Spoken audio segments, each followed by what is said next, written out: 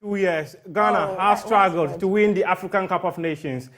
In the recent population and housing census that was conducted, it showed that a chunk of Ghana's population does not know how it feels to win the African Cup of Nations. The recent crop of players going to represent Ghana in the next edition of the African Cup of Nations, which will be staged in Côte d'Ivoire in the next 11 days, none of them was born since Ghana won the African Cup.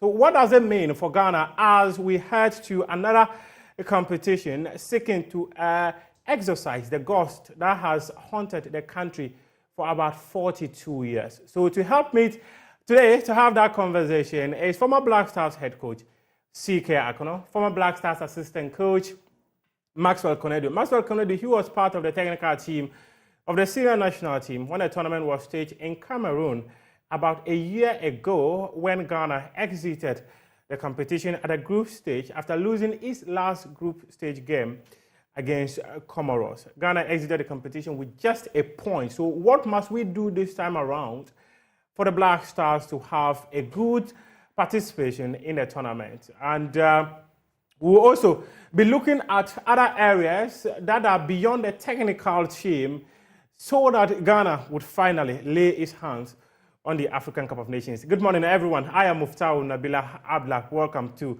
AM's Sports. First, let's hear from head coach of the Black Stars, Chris Hilton. He says that he doesn't want to lead a national team into a tournament that does not feel that it has got what it takes to win the tournament.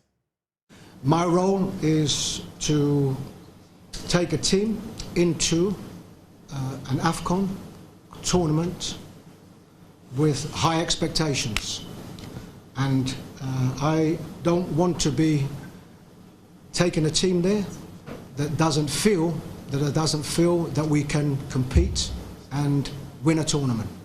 And this is what myself and my technical team will be certainly addressing consistently with the group of players that we have.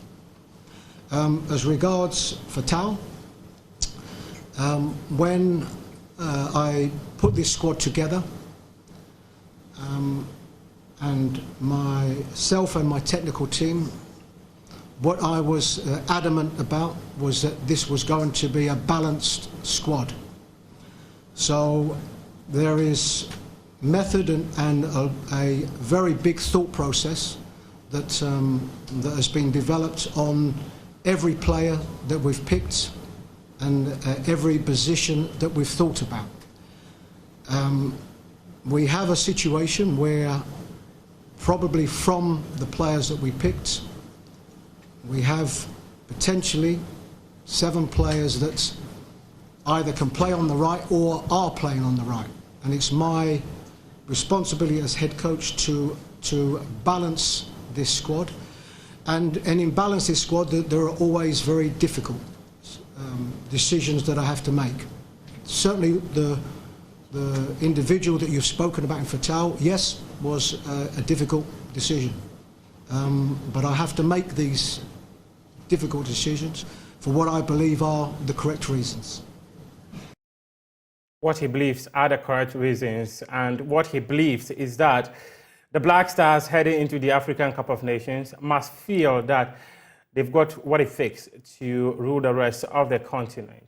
We've been joined on phone by former Black Stars assistant coach Maxwell Konedu, and he's also the current head coach of Insuatroman. We are trying to get C.K. Akono to join the conversation as well. Maxwell, thanks very much for your time this morning. You heard Chris Hilton say that he doesn't want to take a national team to a competition that does not feel that it has got what it takes to be able to win the tournament. You have been in this position before. Let us have an idea of what the thought process of the technical team in arriving at the final team to compete at a tournament. Hello. Hello, Maxwell. Please, we can hear you. Okay. Come again, please. Your last part of the question, I didn't hear you, please. Okay. The question I asked is that you have been in this position before, so just let us have an understanding of the thought process that the technical team often goes through in arriving at the final squad for a tournament.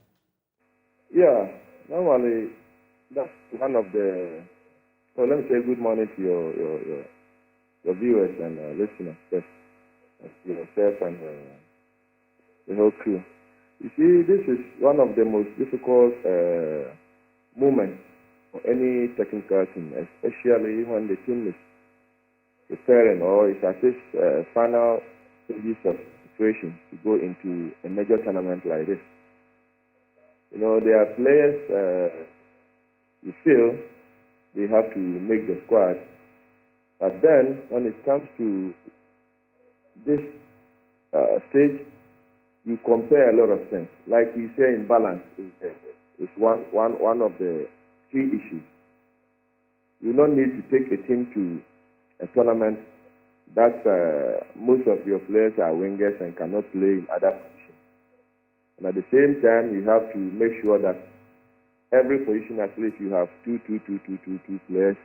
Then the utility ones, you go into other areas like who is a team player, who is this and that, who, unifies the group among them, discipline-wise. You take a lot of things into consideration before you come up with the final squad. But balance is one key word that you cannot take away from.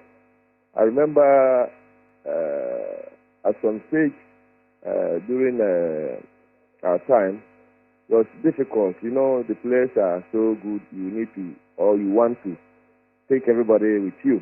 But then you just have to look into players' faces and tell them, we are sorry, you cannot make it to this tournament. And at times, these players, some of them, the player, he talks back and there's nothing you can do about it.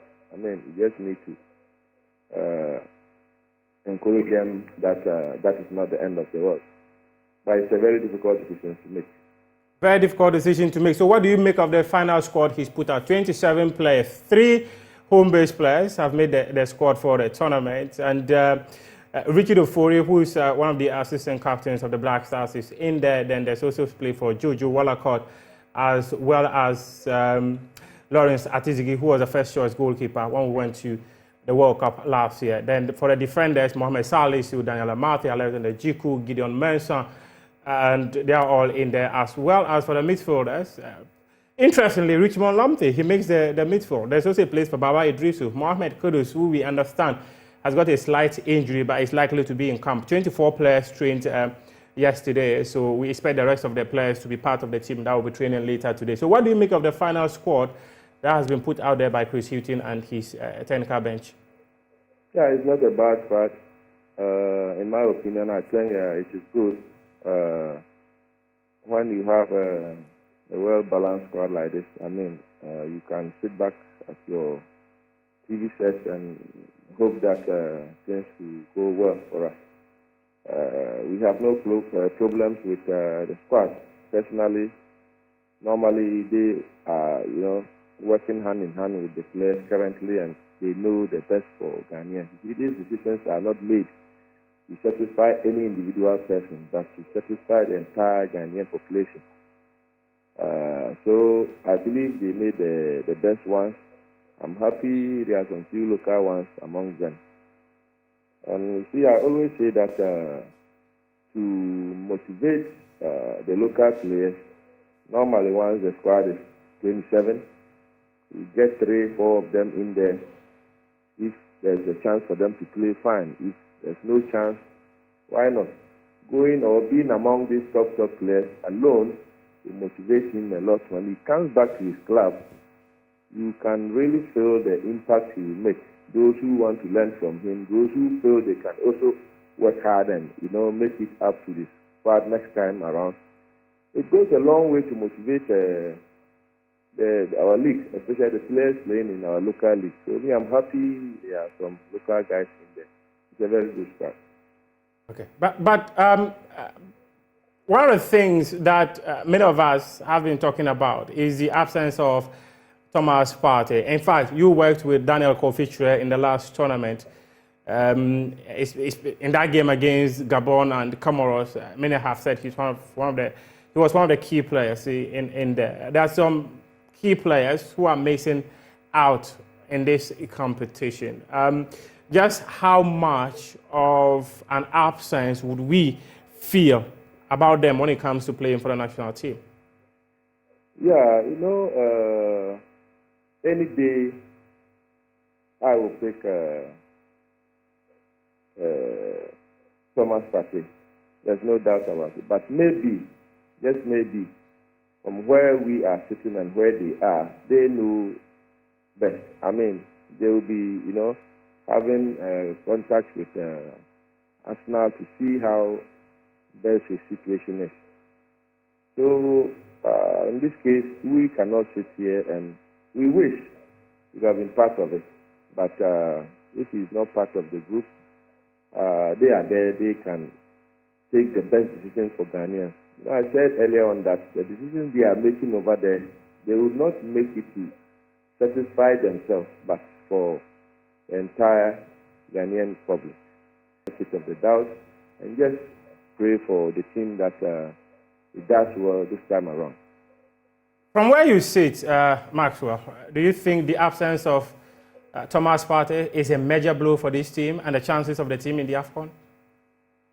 You can't get another Thomas Partey. With all due respect to the other players, we know what Partey can bring on board when he is at his best. Everybody has the quality they have. Ashinero and the rest, they all have different qualities. As for me, the level Partey has gotten to tells it all. He's a high-quality player that everybody would love to have in his team. But having said that, you cannot also do the fact that there may be some other injuries that we may not be aware of, especially when the player is injured now. Maybe he may be fit by now. But I don't like the situation where we will go to a tournament having one injured player or two injured players with the hope that, after the group stage, this thing has happened to us over and over and over and over again. We shouldn't put the team in that situation again. You have a player that the technical team may be hoping, after the group stage, up to this level, he may be okay, he may be this, he may be that. That didn't help us in the past year. So we shouldn't go into that. If he's not fit for now, let's just pick somebody who is 100% fit and can deliver for us when the time comes. You've just made an interesting point. I was going to a different question, but you've made an interesting point. I remember you were part of the technical team in 2013 when the tournament was staged in South Africa. There were two players, Richmond Boachi Yadrom and Anthony Annan. And even recently in the AFCON in Cameroon, Wakaso too was not fully fit, but he was taken. Just how did this affect the team during those tournaments? Oh, man, it affected us a lot. It affected us. It went as far as some of our colleagues losing their jobs. Trust me. So from where I sit, I just want them to take the right decision. If the person is not fit, is not fit. We know maybe somebody will also say Maradona with one leg is better than whoever with two legs, whatever. Man, I will not buy into that. If he's already in the squad and has fallen sick or some little malaria here and there, like Jan did for us in 2015. He was down with malaria, he was sick, this and that, but the doctors were on him day and night until we got to the final. He was sick when we scored that last minute goal for us to keep the team against Algeria. He kept us in the tournament. And against South Africa, Andrea Ayew also scored. It's a header to keep the team in the tournament. So you see, these are the players that are already with the squad. We were in camp when those things happen. But I'm talking about players that bring injuries from their class, with the hope that after the group stage or whatever stage, they can be better and continue with it. Sometimes it may happen, you get away with it. But with the Black Stars, it has hit us twice that you just made mention of. I would never want anything of that sort to happen to any technical team. So if they are keeping some of the players away, whom they feel they are injured, so be it. We support them 100%. Wow, that's quite a difficult one to be in. And in fact, Mohamed Kudus too. I remember the last time people were hoping that he would join the team later. He never even came at all. Exactly. Okay, so earlier you were talking about some of the thought process that you often go through in selecting a team, and you mentioned that sometimes you look at a player who unites the group. Many have said that Andre Ayew is a wonderful leader for this group. He's been part of the Black Stars since 2007 when he made his debut.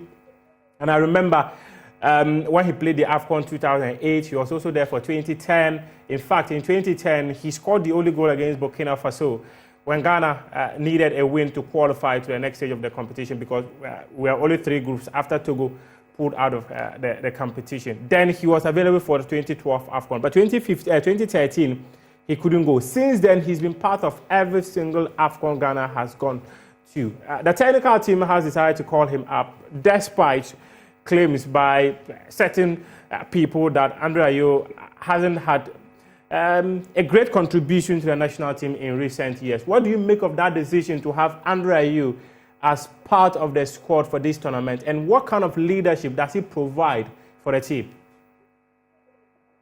Yeah, personally, I have no problem with Andre Ayew being part of the team.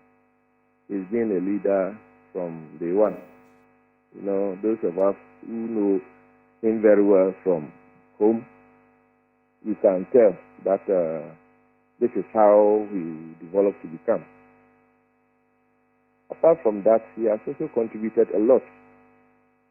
For me, sometimes the way we treat our leaders or some of our legends, it hurts when you sit back and listen to certain media houses. We are not saying if Andre Ayew is not fit, he should still be with the team. Or we are not saying he should play every match at this stage. You know, I don't like the situation whereby we've been treating our legends like certain captains. All of a sudden, everybody will just, you know, use any words against them, this and that and that, knowing very well that they have contributed, even if they are not too fit at the moment. Being part of the team wouldn't spoil anything. But in this case, that is not it. He can play. When he's called to play, he can play. But maybe the way he used to, you know, play or run or the tempo he used to play has maybe reduced, but he still can play. You know, it's very, very important. I spoke about a unifier, a leader, somebody who is a team player. When it comes to crime decisions making, you take all these things into consideration. 1, 2 players at one position, the technical team has to decide and pick one. You take all these things into consideration to choose one ahead of the other. So if you were in the position of Chris Hughton, you would have added Andre Ayew to the squad, right? Oh yes, I'll add him to the squad. Okay, then talk to me briefly. I don't want. Let me make this clarification before you go on. Okay. I don't want the situation whereby we be preparing for a tournament, having a whole lot of issues before the tournament. Now the issue is not about money again. Am I right? Yes. So now, like some previous tournaments we went, before the team got on board, there was this, Jan must go, Jan must no go, this and that and that. You see, when these things start happening, you can clearly see where the team is going to end. When the team is going to a major tournament and there is no general support from the Ghanaian public, the team will not do well, whether we like it or not. It has been happening over and over and over and over and over again. So for once, let's see a united Black Stars that is going into a tournament. Thank you. That's well noted. Then just talk to us. What sort of preparations do we need for this tournament? Well, I have no problem with where the team will prepare. It's a matter of getting into the camp and taking everyday sessions seriously. That is the bottom line. Now we have no choice. We need to prepare well and go and defend the flag of Ghana. And every invited player must be ready to give his 100%. That is all we need. We need the maximum support from the public, and then the players themselves they should play their hearts out. It's very, very important. Recently, they've been concerned that some of the players they don't put up their best. But for once now, Ghanaians want to see the Black Stars that players are ready to die for. Okay, that's exactly where I was coming to. I spoke to Fatah Daura recently, and he was talking about the character of the boys on the pitch, because the technical team can only do their best by giving you the setup, what they want you to do on the field. But it is the onus is on the player to go on the pitch and execute. And you just mentioned it. Is this a perception that the players don't give up their best, or just generally they are not good enough? Is it character or quality? You see, we need character in the team. The whole team they have to have that character. When the team is going down, how we can fight back, very, very important. There are some players, when the team concedes a goal, then he is demoralized. He doesn't know how to fight back. But when the team is doing well and scoring goals, you see the same player being part of it, happy and trying to also do his best. No, there are times your team will be down. You do whatever, things will not be going well for you. That is where we need the Andre Ayew, there are some Wajan's character on the pitch. There are some players that will take responsibility on the pitch and make sure things work. So we want to see the Black Stars that will be fighting for the flag of Ghana. The Black Stars that will be fighting for the flag of Ghana. And we're in a group with Cape Verde, Egypt, who are serial winners of this competition, and Mozambique. What do you make of Ghana's chances in this group? Oh, so, stop mentioning names, though. In fact, you have been part of a technical team that has played Egypt a couple of times in the tournament. So, yes, and Cape Verde in 2013 as well. I would have preferred you mention Senegal, Mali, Cote d'Ivoire in our group. I prefer that. Stop mentioning these names. Close your eyes, prepare very well, tackle every match after match seriously, and make sure that we progress. That's all I can say. You start mentioning names, you see, a lot of people, and it's even up to today, people hear names of countries and they are, this country, when did they start to play football? Really? Those days are gone. Those days are gone. Please. So I don't even want to know who is in our group. I only wake up, last hour after match, I'll go and sit behind my TV and pray for the team to win. I don't want to know our opponent. All I want to hear is we've won at the end of the 90 minutes. That's what matters. We are not ahead of anybody. You believe so? We are not ahead of any team? Forget about our players playing here, there, forget. We are not ahead of anybody.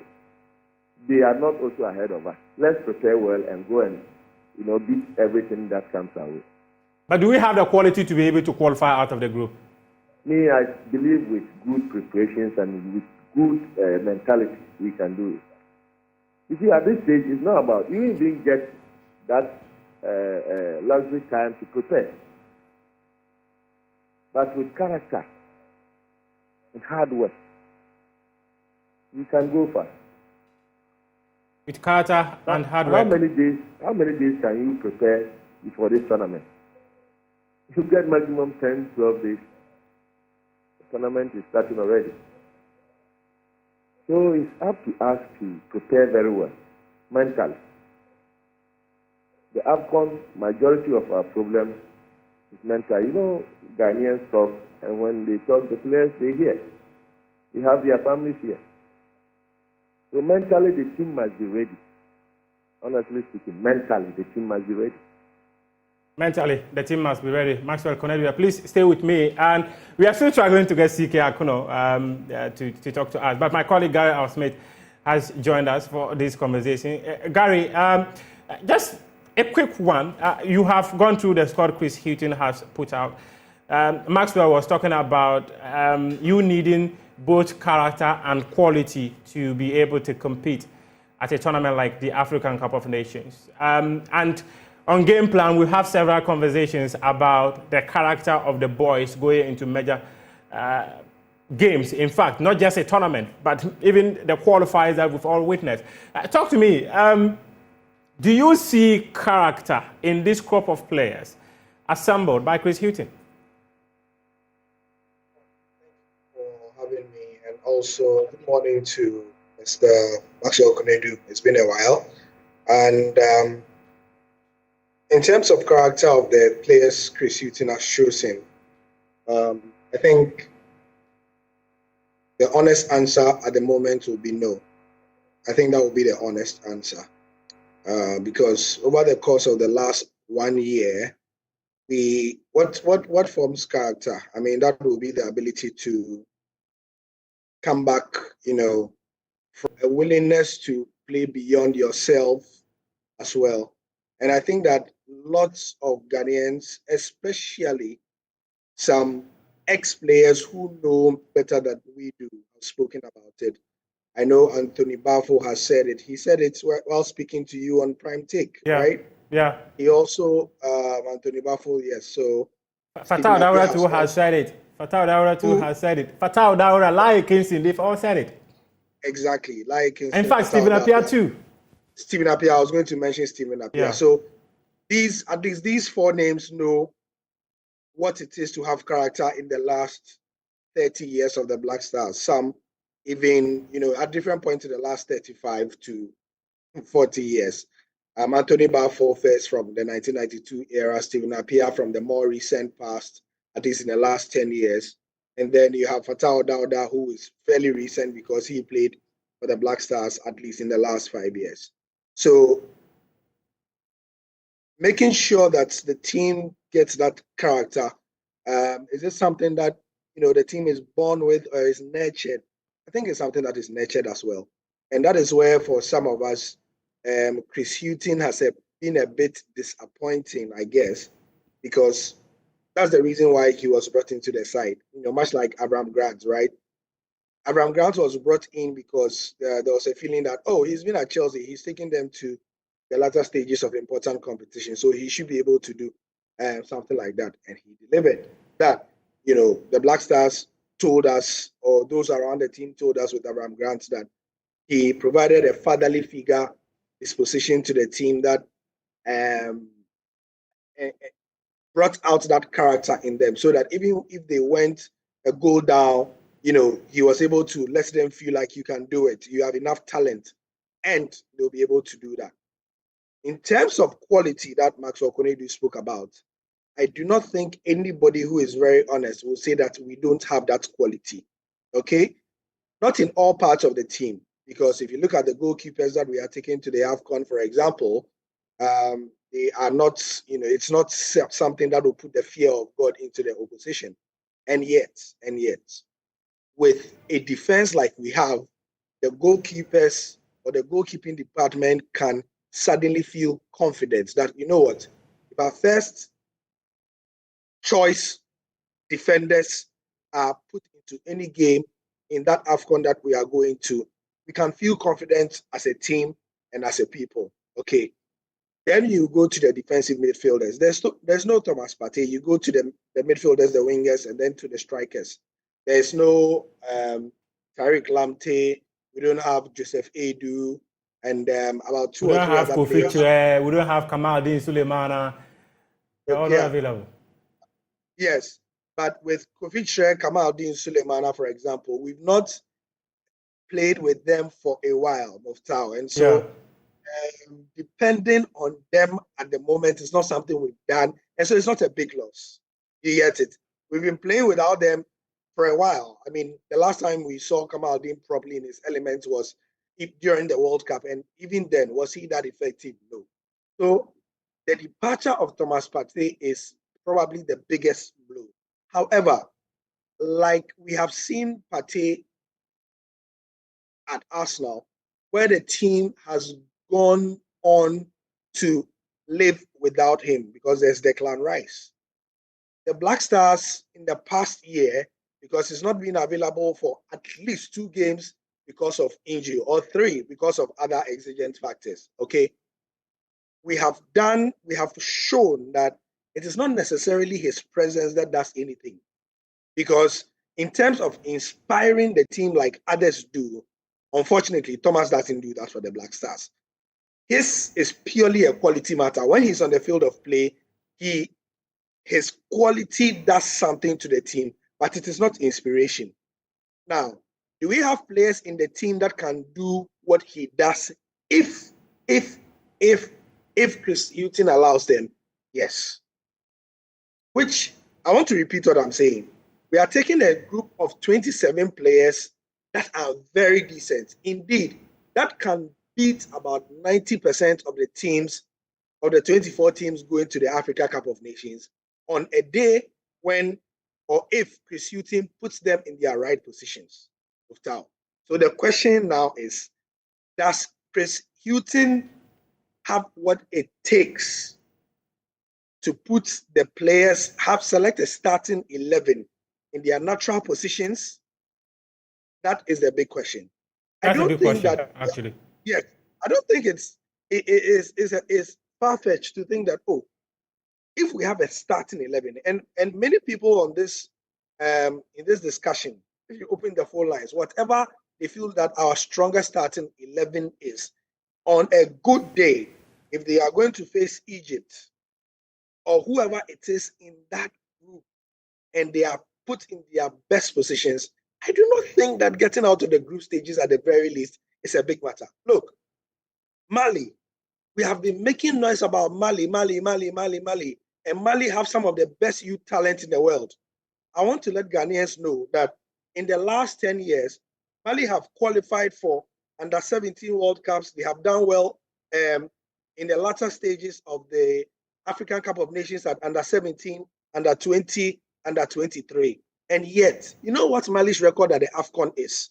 Since they beat Ghana in 2013 to finish 3rd, right, in South Africa, Mali have flopped consistently well at the tournament. 2015, 2017, 2019, 2021. They have gone with a squad that is so stacked from goalkeeper to attacker, and yet Mali flop. In that time, we have not had a great Black Stars, to be honest. In fact, our Black Stars have been dwindling in fortunes and quality from 2015 in that time. Yet, we have looked more threatening when we wanted to. What is my point with all this I'm saying? Chris Hughton has a squad that is very, very decent, that if the team chemistry is right, the team unity is right, but even more importantly, if the coaching is right, I think getting out of the group stages should not be a bother. And then after that, anything can happen because it's game after game after game. The only one of the biggest problems, Muftau, is that unfortunately, we have a squad that is really, really shorn of experience. Indeed, the Black Stars problem, as those of the listeners and the viewers who have been watching and listening to our discussions over this squad will say, only about 9 maximum players were at the AFCON the last time. Only about 9 were at the AFCON the last time. That is to say, from the team that went to Cameroon, only about 9 of them have been retained, which is really, really bad. Because when did we play the last AFCON? We played the last AFCON only recently. Yeah, it was a year ago. Yes, that says a lot about our powers of keeping talent, of continuity, and all those adjectives. Okay, two, only 7 players out of that 9. Only 7 players out of the 20. That's what Kunadu can correct us for that. And Joseph Paisel, he was also part of the last AFCON as well. And so these are the players, just off the top of my head, I can recall that they were part of the AFCON squad and they have AFCON experience. as Okonedu on the line will tell you, you usually don't win AFCON with kids. You see, it's very likely. If you should win with kids, then their characters should be forged in fire. That means they are going to take instruction. You are going to have an almost military-like environment where you, the coach, are sure of your plan and they are going to listen. Case in point, Zambia 2012. Oh, yeah. Okay. They were not the most experienced team. Yes, in fact, a few of them had started from 2008 here in Ghana, then played in the Katongo brothers, Renford Kalaba and co. Yeah. Exactly. So just a few of them, but the rest of them were willing to listen to instruction and all that. Then you come to the Nigeria team that won the AFCON in 2013. You had experience, yes, but you had a few kids who brought some unpredictability to the side. Sunday, but Stephen Keshi made some very big calls. Yes. Where he dropped certain big names and took a team that he trusted and felt could do the job. In Chris Hughton's squad, we have remarkably similar elements of players who, in their positions or wherever it is that they are not bad at all. But whether they will play to instruction and whether Chris Hughton himself will have the boldness to play on fancy players who he is sure can do the job over the template names or over the established names. So, in short, we don't have a bad squad. That is what I'll tell Ghanaians. However, there are so many other factors that are contingent in winning or even in doing well in the AFCON, and they will have to come to bear for us, Mufta. Okay, Gary, that's a very good one there. Let me go back to Maxwell. Gary mentioned something quite interesting. And isn't it interesting that a Black Stars that had made it to the semi-final of every single AFCON since 2008 until 2019, we are at this point wondering whether they will be able to qualify out of the group with Egypt, Cape Verde, and Mozambique. But Maxwell, one of the things that Gary mentioned was about whether Chris Hughton has got the balls to be able to instruct the players to play within the window he wants them to play. And I've had the privilege of listening to you talk about decisions, and having the balls to make the right decisions are key in determining or influencing the performance of your team and then producing results that you are looking out for. Just how crucial would it be for Chris Hughton to stamp authority on this team and say, I've asked you not to go beyond the center line, I've asked you not to go beyond the goal line area and all that, and insist on what he wants to do so that he'll be able to achieve the results we are all looking out for? I think Chris Hughton has to stamp his authority on the team, whether he likes it or not. Because Ghanaians are becoming fed up with players, doing what they want in camp. We want to see a team, like Gary said, like a team from the army barracks or something, that will listen to instructions. Do this or don't do that. When we see these things happening, then we have confidence in the group that nobody is scared of any big name. Everybody came there to win the cup. But I like the way Gary categorized the character we are talking about. There are a lot of things you have to put together to get a character for an individual player and character for the group. You have to put all these things together and make sure that the team tackle every match. Very, very important. It's critical. But when we see that players are not, put in their right positions, and we are trying to, satisfy this or that player will play here because of this and that, I can't put you on the bench, play here, do this. It will not help us. It will not help us. We should go straight forward and make sure he does the right thing. Whoever is ready to play, we are not there. We can't mention names. That's why I'm moving away from mentioning names. They are there with the boys. The one that he thinks is very fit or is ready for any particular match, we should put them there to play their hearts out for Ghana. Maxwell, you have been a serial semi-finalist of this tournament. I remember in 2013 you were in the semi-final. In 2015 you were in the semi-final. In 2017 you were in the semi-final. But we've never been able to cross and win the tournament. In fact, in 2015 you were in the final with Avram Grant as the lead coach for the national team. So, yes. I don't want to catch you short. You don't want to see a team. I was part of the group that went to the final. And we planned every stage of that game. We knew what we were doing. And we kept certain players on the bench to come on in the last 10-15 minutes, warm themselves into the game, and could maybe win the game for us during the stipulated 90 minutes. Huh? But if that couldn't even happen, in the penalty shootout, these players were going to play. These same players will turn back to tell you that, oh, I'm not fully warm, though I can't play the penalty. Do you need a warm-up to take a penalty kick? So you see, Chris Wilson has to get his plan in place. Whoever is fit, whoever is ready, mentally, he should play that person.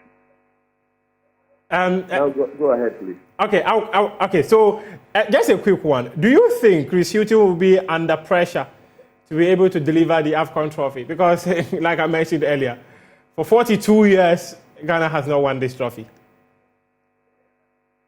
Yes, the pressure is always part of football. You cannot run away from that. But he has been on the big stage before, maybe not with any national team before, but he's out there, doing English Premier League, and we know he's the best league in the world. He has to be able to take these decisions for us. I don't think it's a very difficult thing for him to do. Okay. Gary, you've heard Maxwell say that Chris Hilton should take full control of the team, and that it shouldn't be something very difficult, considering his experience. It shouldn't be something very difficult for him to have the team under control and also take the right decisions for the team.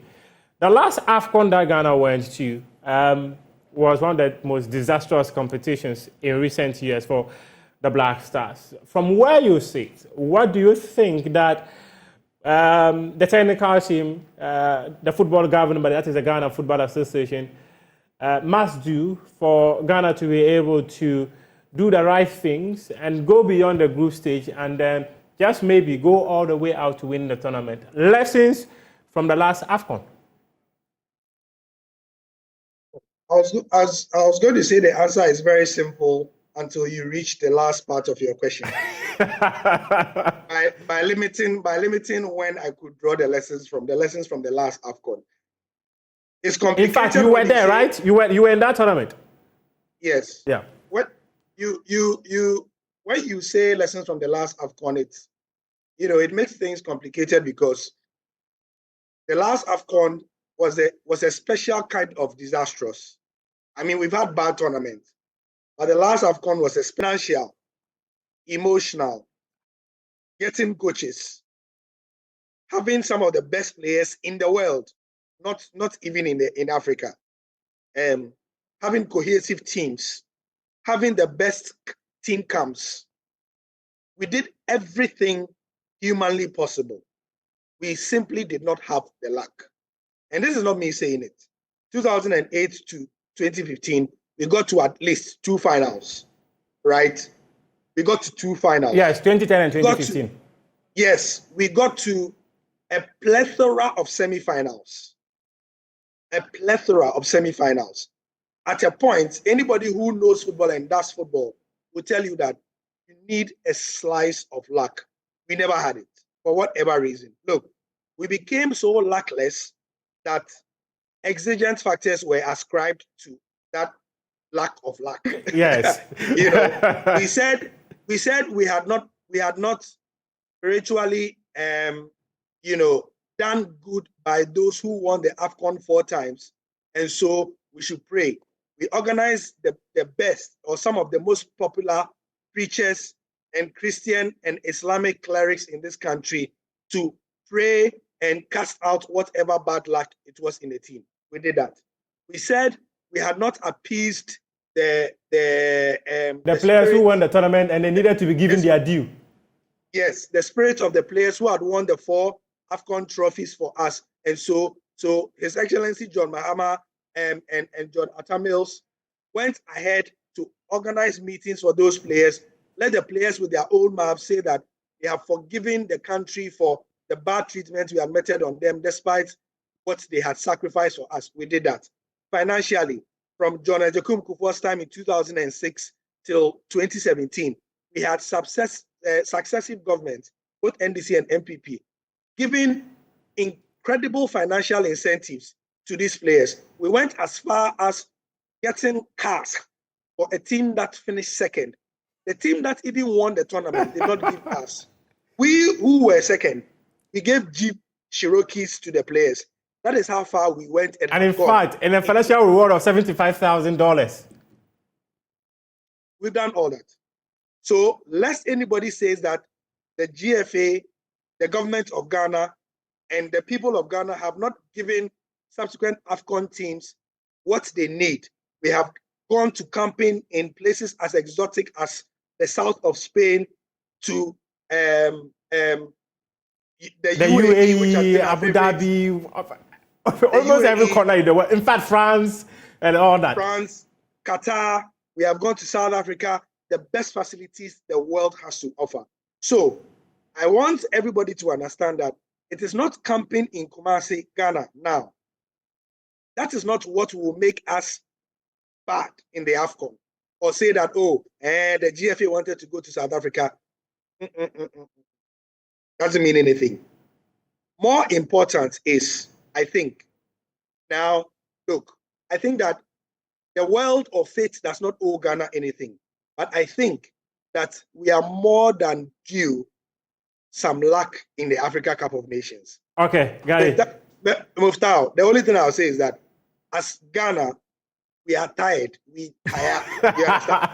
You understand? We've done everything. We've done everything. If this is the time we are due some grace, some favor, some faith, some luck, I think this is the time. That's all I'll say. We tire, but we'll go explain tire. My final question goes to Maxwell. Maxwell, just briefly, you were part of the last AFCON. What lessons should we draw from that tournament so that we'll do well this time around? The last AFCON was a disaster. I agree with that. But players coming together to train, it's only more than 3 days. We were training with 4 players, 7 players. And what caused that? You know, it was the COVID time, you remember? Okay. Yeah. And traveling was difficult, we were camping in Qatar, a whole lot. So me, preparation, I don't joke with it. Preparation is everything. Let's prepare well and go. And when we prepare well, I think the thing can make us all proud. Okay. Maxwell Konedu, head coach of Instructroman, former Black Stars assistant coach. Thanks very much for your time. Gary Alsmith, editor, Joy Sports. I appreciate your time. This I will wrap up the conversation here on the AM show with me, Muftau Nabila Abdullah. Mame Esi Thompson returns with special conversations that you need to know as we are ushered into another new year.